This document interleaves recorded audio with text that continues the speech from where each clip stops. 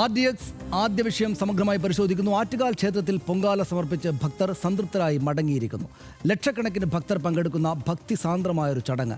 പാതിരാത്രിയിലും നമ്മുടെ തെരുവുകൾ സ്ത്രീകൾക്ക് സുരക്ഷിതമായി സ്വന്തമാകുന്ന ഒരു ദിവസം വർഷാവസാനം അനന്തപുരി കാത്തിരുന്ന് ആതിഥേയത്വം വഹിച്ച് ആഘോഷിക്കുന്ന ഉത്സവം. ഇതിനൊക്കെ ഒപ്പം നമുക്ക് അഭിമാനത്തോടെ ഉയർത്തിപ്പിടിക്കാനാവുന്ന ഒരു കേരള മോഡൽ കൂടിയാണ് ആറ്റുകാൽ പൊങ്കാല എന്ന ബിഗ് ഇവന്റ്. ജാതി മത കക്ഷി രാഷ്ട്രീയ ഭേദമില്ലാതെ നമ്മൾ ഒന്നാകുന്ന വലിയ സഹജീവന സന്ദേശം. പൊങ്കാലയ്ക്കൊരുങ്ങുന്നത് ആറ്റുകാൽ ക്ഷേത്രം മാത്രമല്ല, പാളയം പള്ളിയും സെൻറ് ജോസഫ് കത്തീഡ്രലും മണക്കാട് വലിയ പള്ളിയും എല്ലാമാണ്. ആറ്റുകാൽ ഭക്തർക്കായി വാതിലുകൾ തുറന്നിടും. കുടിവെള്ളവും തണലുമൊരുക്കി കാത്തിരിക്കും. എണ്ണയിട്ട യന്ത്രം പോലെ സർക്കാർ സംവിധാനങ്ങളും യുവജന സന്നദ്ധ സംഘടനകളും പ്രവർത്തിക്കും. വെയിൽ താഴും മുമ്പ് ശുചീകരണ തൊഴിലാളികൾ നഗരം വൃത്തിയാക്കും. പൊങ്കാല അടുപ്പുകൾക്ക് വേണ്ടിയിട്ട ചുടുകല്ലുകൾ ഇനി പാവപ്പെട്ടവരുടെ വീടുകളാകും. ഹോളി ആഘോഷങ്ങൾക്ക് മുന്നോടിയായി മുസ്ലിം പള്ളികൾ ടാർപോളിൻ കൊണ്ട് മൂടിക്കെട്ടിയെന്ന വാർത്ത രാജ്യത്തിൻ്റെ ഇതര ഭാഗങ്ങളിൽ നിന്ന് വന്ന ദിവസം തന്നെയാണ് നമ്മൾ പൊങ്കാല സഹജീവനത്തിൻ്റെ കൂടി ആഘോഷമാക്കിയത്. ഒരു റിപ്പോർട്ട് കാണാം 59 സെക്കൻഡിൽ.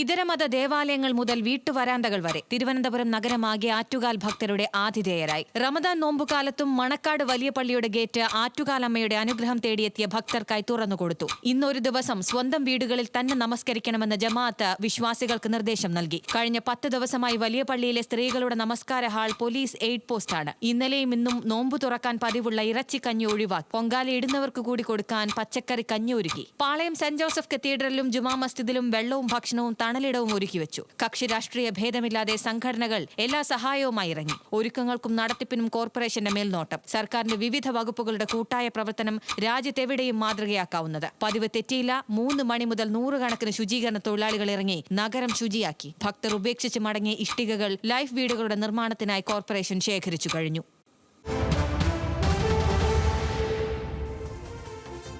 ഇത് ആറ്റുകാൽ പൊങ്കാല എല്ലാ വർഷവും നടക്കുന്നതാണ്. ഇന്ന് രാവിലെ മുതൽ പുലർച്ചെ മുതൽ ഇന്നലെ രാത്രി മുതൽ തന്നെയും നമ്മൾ റിപ്പോർട്ട് ചെയ്തുകൊണ്ടിരിക്കുന്നതുമാണ്. പക്ഷേ എങ്കിലും ഒരു വിശദമായിട്ടൊന്ന് അടുക്കിപ്പെറുക്കി സമഗ്രമായിട്ട് പരിശോധിക്കേണ്ടതാണ്. അതുകൊണ്ടാണ് RDX അതിലേക്ക് പോകുന്നത്. നമുക്ക് ഇതാണ് കേരള മോഡൽ എന്നതാണ് നമ്മൾ അത് നിന്ന് മനസ്സിലാക്കേണ്ടത്. ജാതി മത രാഷ്ട്രീയ ഭേദമന്യേ ആറ്റുകാൽ പൊങ്കാലയ്ക്കായി തലസ്ഥാനം കൈകോർത്തു എന്നതാണ് ഇതിലെ ഏറ്റവും പ്രധാനപ്പെട്ട കാര്യം. ആറ്റുകാൽ ഭക്തർക്ക് സൗകര്യം ഒരുക്കിയത് ഇതര മത ദേവാലയങ്ങൾ കൂടെയാണ്.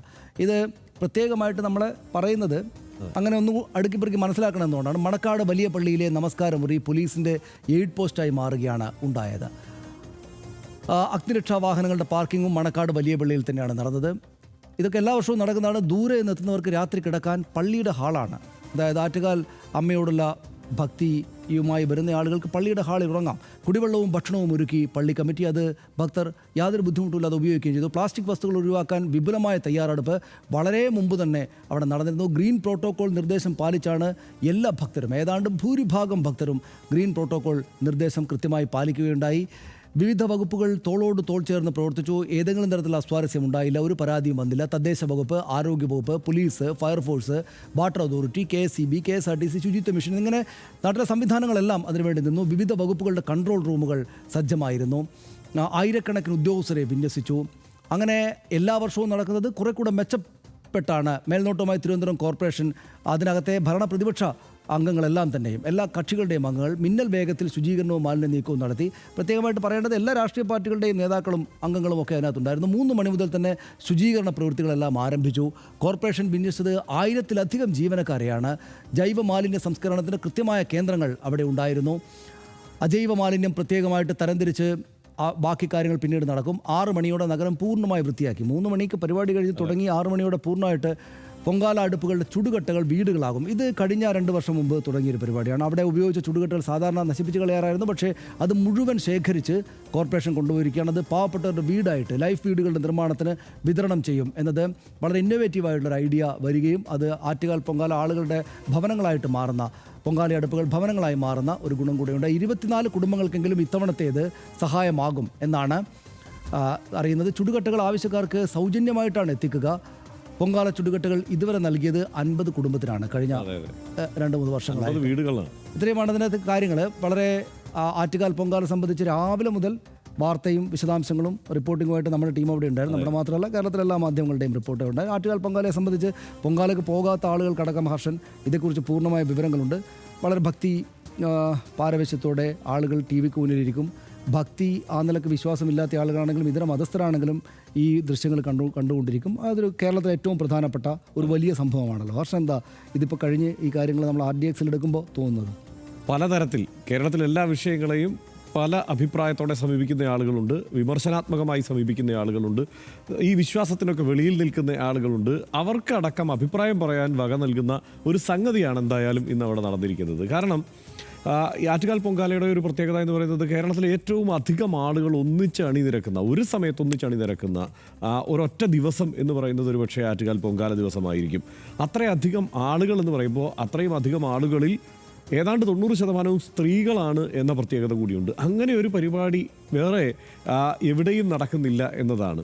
അത്രയധികം സ്ത്രീകളാണ് നിരക്കുന്നു. മാത്രമല്ല അതിൻ്റെ നടത്തിപ്പ് എന്ന് പറയുന്നത് ഒരു കൂട്ടായ യത്നമാണ്. എന്തായാലും വിശ്വാസത്തിലേക്ക്, ആ വിശ്വാസത്തിനെ പിൻപറ്റിക്കൊണ്ട് ആളുകൾ അവിടേക്ക് ഒഴുകിയെത്തുന്നു. ഇത്രയധികം ആളുകൾ എത്തുമ്പോൾ എങ്ങനെ ഒരു നഗരം അതിനെ കൈകാര്യം ചെയ്യുന്നു എന്ന കാര്യം ഏറ്റവും മാതൃകാപരമാണ് എന്ന കാര്യത്തിൽ തർക്കമില്ല. അതിലേറ്റവും പ്രധാനപ്പെട്ടത് ഒരു മതവിഭാഗത്തിൻ്റെ വലിയൊരു ആരാധന അവിടെ നടക്കുകയാണ്. അതിന് എല്ലാ മതസ്ഥരും ഒരുമിച്ച് അവരുടെ വാതിലുകൾ തുറന്നിട്ട് കൊടുക്കുന്നു. അവിടെ അതൊരു വലിയ ആഘോഷമായി നടക്കുന്നു. നമുക്കറിയാം, ഇപ്പോൾ തിരുവനന്തപുരം നഗരത്തെക്കുറിച്ച് പറയുമ്പോൾ പലതരം ചർച്ചകളൊക്കെ വരും. ഏറ്റവും ഭയങ്കരമായി ജാതീയതയുള്ള ഒരു സ്ഥലങ്ങളിൽ ഒന്നാണ്. ജാതി ചോദിക്കുന്നവരുണ്ട്, മത വിദ്വേഷം വെച്ച് പുലർത്തുന്നവരുണ്ട് എന്നൊക്കെ ആളുകൾ ഇങ്ങനെ പലതും ചർച്ച ചെയ്യാറുണ്ട്. സോഷ്യൽ മീഡിയയിലൊക്കെ നോക്കിക്കഴിഞ്ഞാൽ ഈ പ്രാദേശിക ചർച്ചകൾ, പ്രാദേശിക ഏറ്റുമുട്ടലുകളൊക്കെ നടക്കുമ്പോൾ ഇതൊക്കെ എടുത്ത് വീശുന്ന കാണാം. പക്ഷേ ഈ ഒരു പരിപാടി നോക്കൂ, ഇതങ്ങനെയല്ലല്ലോ. അപ്പോൾ നമ്മൾ എന്താണ് മനസ്സിലാക്കേണ്ടത്? ഇതിനും അപ്പുറം സങ്കീർണമാണ് കേരളത്തിന് പുറത്തുള്ള അവസ്ഥ പലയിടങ്ങളിലും. ഇപ്പോൾ നമ്മൾ നോക്കൂ, ഹോളി ആഘോഷങ്ങൾ നടക്കുമ്പോൾ മോസ്കുകളെല്ലാം ടാർപോളിൻ വെച്ച് മൂടിയിടുന്ന ഒരു സാഹചര്യം പോലും ഉണ്ടാകുന്നു. അങ്ങനെയൊന്നും എന്തായാലും തൽക്കാലം കേരളത്തിൽ നടക്കുന്നില്ല. മാത്രമല്ല, ഇത് എല്ലാവരുടെയും ആഘോഷമായി നടക്കുന്നു. മറ്റൊന്ന്, എനിക്ക് എൻ്റെ ഒരു ഓർമ്മ, ഒരു 10-20 വർഷം മുമ്പ് ഇത് റിപ്പോർട്ട് ചെയ്യാൻ പോകുമ്പോഴുള്ള ഒരു സ്ഥിതി എന്താണെന്ന് വെച്ച് കഴിഞ്ഞാൽ, അന്ന് ഈ ഓരോ കാലത്തും ഇതിന് മാറ്റം ഉണ്ടാകുന്നുണ്ടല്ലോ. ഈ അവിടെ കത്തിക്കാൻ കൊണ്ടുവരുന്ന ചൂട്ടുകറ്റകളെല്ലാം കരിയും പൊടിയുമായി അവിടെ കിടക്കും. ഈ ഇഷ്ടികകൾ ഇപ്പോഴാണ് ചുടുകട്ടകൾ കൊണ്ടുവരുന്നത്. മുമ്പ് ചെളിക്കട്ടകളാണ്. അവിടെ തന്നെ തലേദിവസമൊക്കെ വിൽക്കാൻ വെച്ചിരിക്കുന്ന ചെളിക്കട്ടകളാണ്. അതായത് ഒരൊറ്റ ദിവസത്തെ ആവശ്യമല്ലേ ഉള്ളൂ. അതിനുശേഷം ഇതങ്ങ് പൊട്ടി തകർന്നു പോയാലും കുഴപ്പമില്ല എന്ന മട്ടിലുള്ള ചെളിക്കട്ടകൾ കൊണ്ടുവരും. ഇതവിടെ അന്ന് ഇതിൻ്റെ ക്ലീനിങ് ഒന്നും നടക്കില്ല. അപ്പോൾ വരുന്ന ആളുകളുടെ വാഹനമെല്ലാം നിർബാധം ഈ കട്ടകളുടെ മുകളിലൂടെ കയറി ഇറങ്ങിപ്പോകും. പിന്നെ ഒരാഴ്ച ആ നഗരത്തിൽ നിൽക്കാൻ പറ്റില്ല. അതുപോലെ പൊടിയാണ്. ഒരു KSRTC ബസ് ഇങ്ങനെ പോയി കഴിഞ്ഞാൽ പിന്നെ നമ്മൾ പൊടിക്കകത്തായിരിക്കും. ഇതായിരുന്നു യഥാർത്ഥത്തിൽ തിരുവനന്തപുരം നഗരത്തിൻ്റെ അവസ്ഥ 10-20 വർഷം മുമ്പ്. പക്ഷേ അത് വളരെ കൃത്യമായി മാനേജ് ചെയ്യാൻ ഇപ്പോൾ അവിടുത്തെ കോർപ്പറേഷൻ പഠിച്ചിരിക്കുന്നു, അവിടുത്തെ ഭരണ സംവിധാനങ്ങൾ പഠിച്ചിരിക്കുന്നു, മറ്റ് സംഘടനകളെല്ലാം അതിന് തയ്യാറായി രംഗത്ത് വരുന്നു എന്നുള്ളതാണ്. നേരത്തെ രാത്രിയായിരുന്നു ക്ലീനിങ്. അതായത് ഇത് ക്ലീൻ ചെയ്യണം എന്ന് തീരുമാനിച്ചപ്പോൾ ഒറ്റ രാത്രി കൊണ്ട് ഇത് ക്ലീൻ ചെയ്യുന്നു. അതുതന്നെ ഒരു അത്ഭുതമായിരുന്നു. ഒറ്റ രാത്രി കൊണ്ട് ഇത് ക്ലീൻ ചെയ്യുന്നു. പിറ്റേന്ന് രാവിലെ നോക്കുമ്പോൾ ഗംഭീരമായി കിടക്കുന്നു. ഒരു 10-15 വർഷം മുമ്പ് അങ്ങനെ മാറി. പക്ഷേ കഴിഞ്ഞ കുറേ കാലമായി അന്ന് വൈകിട്ട് തന്നെ, അതായത് വൈകുന്നേരത്തോടെ കംപ്ലീറ്റ് ക്ലീൻ ചെയ്യുന്നു എന്ന് മാത്രമല്ല, ഈ കട്ടകൾ മുഴുവൻ 50 കുടുംബങ്ങൾക്ക് വീട് വെക്കാൻ ഈ ഇഷ്ടികകൾ പ്രയോജനപ്പെടുന്നു എന്ന് പറഞ്ഞു കഴിഞ്ഞാൽ, അതായത് അതിന് മുമ്പത്തെ അവസ്ഥ കൂടി അറിയാവുന്നവർക്കറിയാം. ഇപ്പോൾ തിരുവനന്തപുരം നഗരവാസിക്കെങ്കിലും കൃത്യമായി അറിയാം, ഈ ഇഷ്ടികകൾ മുഴുവൻ അവിടെ പൊടിഞ്ഞ് തകർന്ന് നശിച്ച് നാമാവശേഷമായി പോയിക്കൊണ്ടിരുന്നതാണ്. ആ ഇഷ്ടികകൾ ഇപ്പോൾ വീട് വയ്ക്കാനായിട്ട് ആളുകൾക്ക് പ്രയോജനപ്പെടുന്ന തരത്തിലേക്ക് വരുന്നു എന്നുള്ളത്. അതുകൊണ്ട് ഈ ഒരു വലിയ ഇവൻറ്റിനെ മാനേജ് ചെയ്യുന്നതിൽ ഏറ്റവും സുന്ദരമായി തിരുവനന്തപുരം നഗരം വിജയിക്കുന്നു, അവിടുത്തെ നഗരവാസികൾ വിജയിക്കുന്നു എന്നുള്ള കാര്യത്തിൽ ഒരു സംശയവുമില്ല. അത് തന്നെയാണ് എനിക്കും ആ കാര്യത്തിൽ അഭിപ്രായമുള്ളത്. അതായത് എങ്കിലും പക്ഷേ ഹർഷൻ, പല ഇടങ്ങളിലും ചില പരിഹാസങ്ങൾ, ചില എതിർപ്പുകൾ, ഈ നഗരത്തിലെ മറ്റ് ജീവിതമാകത്താടെ സ്തംഭിക്കുകയല്ലേ, വാഹനങ്ങൾ പോകുന്നത് തടയുകയല്ലേ, പിന്നെ ഇങ്ങനെ എല്ലാവരും കൂടെ കൂട്ടി കത്തിച്ചിട്ട് ഈ പറയുന്ന പുക കൊണ്ട് വല്ല ആരോഗ്യ പ്രശ്നങ്ങളൊക്കെ ഉള്ള ആൾക്ക് എന്തൊരു ബുദ്ധിമുട്ടാണ് വരുന്നത്, ഇത് ആളുകൾക്ക് വലിയ പ്രയാസമല്ലേ, എന്തിനാണ് ഇത് ചെയ്യുന്നത് എന്നൊക്കെയുള്ള ആക്ഷേപങ്ങളും വിമർശനങ്ങളും സ്വാഭാവികമായിട്ടും നാട്ടിൽ എന്ത് പ്രശ്നം ഉണ്ടെങ്കിലും രണ്ടഭിപ്രായങ്ങളുണ്ടാവില്ല. അങ്ങനെ സ്വാഭാവികമായിട്ടും വരാറുണ്ട്. ഇപ്പോൾ ഉദാഹരണത്തിന് അവിടെ ഞാനും റിപ്പോർട്ട് ചെയ്യാൻ പോയിട്ടുണ്ട്. പണ്ട് ഈ പറയുന്ന കാലത്ത് തന്നെ ഒരു 10-20 വർഷം മുമ്പ് റിപ്പോർട്ട് ചെയ്യാൻ പോകുമ്പോൾ നമുക്ക് റിപ്പോർട്ട് ചെയ്യുന്ന ആൾക്ക്, ഇന്ന് റിപ്പോർട്ട് ചെയ്ത ആൾക്കും അറിയാം, പൊങ്കാല ഇടുന്ന ആൾക്കും അറിയാം, തിരുവനന്തപുരത്ത് ഒരു നഗരത്തിൻ്റെ ഏത് ഭാഗത്തും മാറി നിൽക്കാൻ പറ്റില്ല. എല്ലായിടത്തും പുകയായിരിക്കും. കാരണം ഈ ബുദ്ധിമുട്ടുകൾ നമുക്ക് അനുഭവപ്പെടും. പക്ഷേ അപ്പോഴും ഇതൊരു മഹത്തായ സംഭവമായിട്ട് തന്നെയാണ് നമ്മൾ കാണേണ്ടത്. അതിലേറ്റവും പ്രധാനപ്പെട്ട കാര്യം വലിയ ആൾക്കൂട്ടം വരികയാണ്. അതായത് മറ്റു മനുഷ്യരെ ഉപദ്രവിക്കാൻ ഉള്ളതല്ലാത്ത എല്ലാ ആൾക്കൂട്ടങ്ങളും പോസിറ്റീവായിട്ടുള്ള കാര്യങ്ങളാണ്. അത് വളരെ അഭിനന്ദനാർഹമാണ്. സന്തോഷത്തോടെയാണ് നമ്മളതിനെ കാണേണ്ടത്. ഇതിപ്പോൾ ഇത്രമാത്രം സ്ത്രീകൾ ഒരു സമയത്ത് വിശ്വാസത്തിൻ്റെയും ഈ കൂട്ടായ്മയിലെ സന്തോഷം കൊണ്ടും അവിടേക്ക് വരികയാണ്. അപ്പോൾ അത് ഏതാണ്ട് 25 ലക്ഷം പേര് വന്നു എന്നാണ്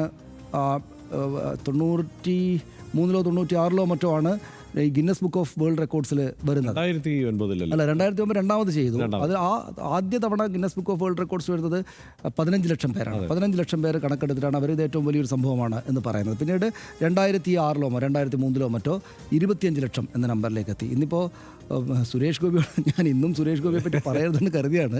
പക്ഷേ എന്താണെന്ന് വെച്ചാൽ ഈ സുരേഷ് ഗോപി ഇന്ന് വന്നിട്ട് പരാമർശിക്കാൻ പറ്റാത്ത വിധമുള്ള, നാളെ പത്രത്തിലൊക്കെ ഉണ്ടാവും, ഒരു പ്രസ്താവന നടത്തിയിട്ട് അദ്ദേഹം പോയി. അദ്ദേഹം പറഞ്ഞത് എത്രയാണ്? 70 ലക്ഷം. 7 കോടി.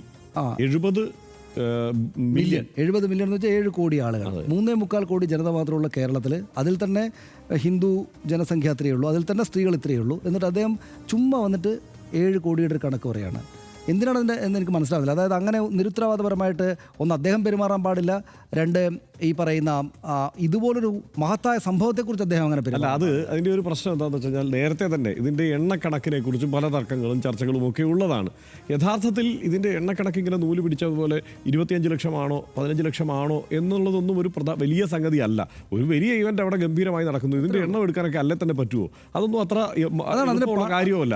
പക്ഷെ ആ ചർച്ചയെ വീണ്ടും എടുത്ത് പ്ലേസ് ചെയ്യുകയും വീണ്ടും ഈ മട്ടിൽ അതിനെ പരിഹസിക്കുന്ന തരത്തിൽ, അതായത് എണ്ണത്തെക്കുറിച്ച് അങ്ങനെ ബോസ്റ്റ് ചെയ്യേണ്ട കാര്യമില്ല. അവിടെ വലിയ ആൾക്കൂട്ടമാണ് എന്ന് ഈ കാണുന്ന ആളുകൾക്ക് മുഴുവൻ അറിയാം. ആ വരുന്നത് മുഴുവൻ സ്ത്രീകളാണ്. നേരത്തെ ഹർഷൻ വിശദമായിട്ട് പറഞ്ഞതുപോലെ, നമ്മുടെ കാർഡിലൊക്കെ ഉണ്ടായിരുന്നതുപോലെ വളരെ കൃത്യമായിട്ട് കാര്യങ്ങളെല്ലാം നടക്കുന്നു. അതിനകത്ത് കേരളത്തിന് അഭിമാനിക്കാനുള്ള ചിലതുണ്ട്. കേരളത്തിൻ്റെ പ്രൈഡ് അതിനകത്തുണ്ട്. നേരത്തെ പറഞ്ഞതുപോലെ എല്ലാ മതവിഭാഗങ്ങളും അതിനോട് വളരെ സന്തോഷകരമായിട്ട് നിൽക്കുന്നു. അപ്പോൾ സ്വാഭാവികമായിട്ടും ഇത് കൃത്യമായിട്ട് വളരെ പെട്ടെന്ന് ക്ലീൻ ചെയ്ത് മാറുന്നു. അപ്പോൾ ഇത് വളരെ സന്തോഷകരമായി നടക്കുന്ന കേരളത്തിൻ്റെ ഏറ്റവും അഭിമാനകരമായൊരു പരിപാടി, ഒരു ഇവൻ്റ് എന്ന നിലക്ക് അതിനെ കാണാം. എന്നാൽ അതേസമയം ഭക്തി വിശ്വാസമുള്ള ആളുകൾക്ക് ആറ്റുകാൽ അമ്മച്ചി എന്നാണ് അവിടുത്തെ സ്ത്രീകൾ വിളിക്കുക. എന്ന് വെച്ചാൽ അത്രയ്ക്ക് സ്നേഹത്തോടെയും അവരോട് ചേർന്ന് നിന്നിട്ടാണ്. നമ്മുടെയൊക്കെ ബൈറ്റുകളിൽ ആളുകൾ സംസാരിക്കുന്നത് എൻ്റെ വിഷമങ്ങളെല്ലാം മാറുകയാണ്. ഒരു അമ്മച്ചി, ഒരു സ്ത്രീ അവിടെ നിന്ന് പറയുന്നുണ്ടായിരുന്നു നമ്മുടെ സ്വാതി റിപ്പോർട്ട് ചെയ്യുമ്പോൾ സ്വാതിയോട്, അതായത് ഇത്തവണ പോകണ്ട എന്ന് എല്ലാ വർഷവും തീരുമാനിക്കും, പക്ഷേ ആ സമയമാകുമ്പോൾ ഒരു പരവേശമാണ്. അതുകൊണ്ട് ഞാനിങ്ങ് വരും, വന്നിട്ട് പൊങ്കാലയിട്ട് പോകുമ്പോൾ വലിയ സന്തോഷമായിട്ടാണ് പോകുന്നത്.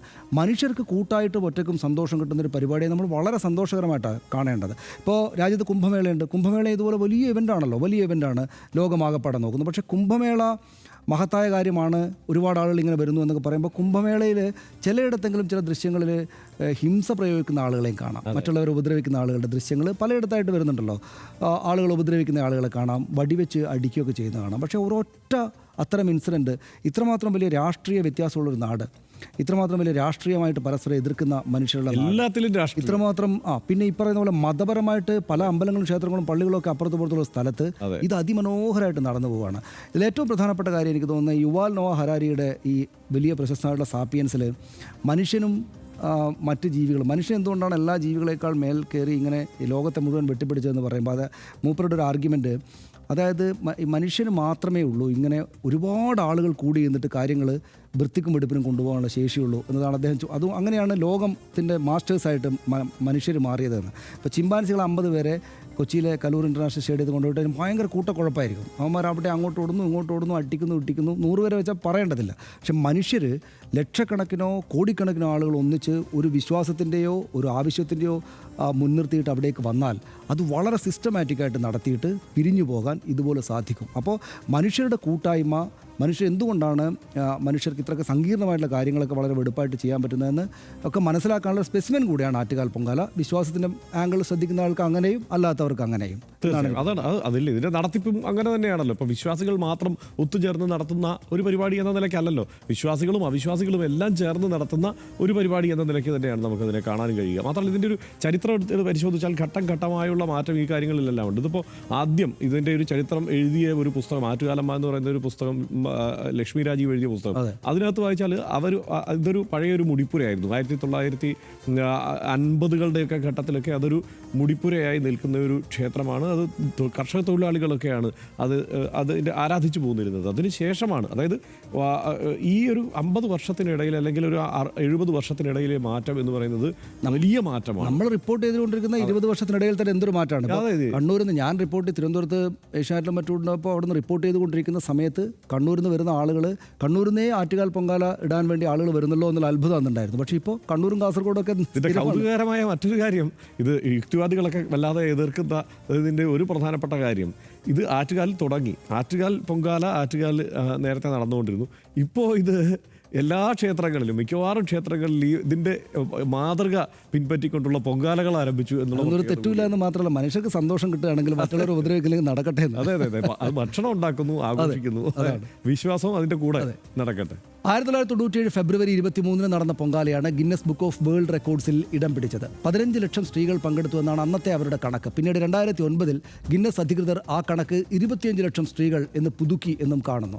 ആളെണ്ണം ഒരുപക്ഷെ കുറച്ച് അങ്ങോട്ടോ ഇങ്ങോട്ടോ ആകാം, പക്ഷേ മലയാളികൾക്കാകെ തന്നെ സന്തോഷവും അഭിമാനവും ഉണ്ടാക്കുന്ന ഒരു കൂട്ടായ്മ എന്ന് തന്നെ RDX ആറ്റുകാൽ പൊങ്കാലയെ മനസ്സിലാക്കുന്നു. ഒരേ വിശ്വാസത്താൽ പ്രചോദിതരായി പൂർണ്ണ അച്ചടക്കത്തോടെയും പരസ്പര സഹകരണത്തോടെയും എത്തുന്ന അനേക മനുഷ്യർ ഒരു നിശ്ചിത സമയത്തിനകത്ത് കൃത്യമായി ഒരിടത്ത് കൂടി പിരിയുന്നു. വിശ്വാസം എന്തുമാകട്ടെ, അവരെ സഹായിക്കാനായി സർക്കാർ സംവിധാനങ്ങളും സംഘടനകളുമൊക്കെ പൂർണ്ണ മനസ്സോടെ ആത്മാർത്ഥനം നിറഞ്ഞ അധ്വാനം നടത്തുകയും ചെയ്യുന്നു. അത്യധികം സന്തോഷം നൽകുന്ന കാര്യമാണ് അത്. ആ അർത്ഥത്തിൽ ആറ്റുകാൽ പൊങ്കാല കേരളത്തിൻ്റെ സന്തോഷകരമായ അത്ഭുതമാണ് എന്നുകൂടെ പറഞ്ഞുകൊണ്ട് RDX അടുത്ത വിഷയത്തിലേക്ക്.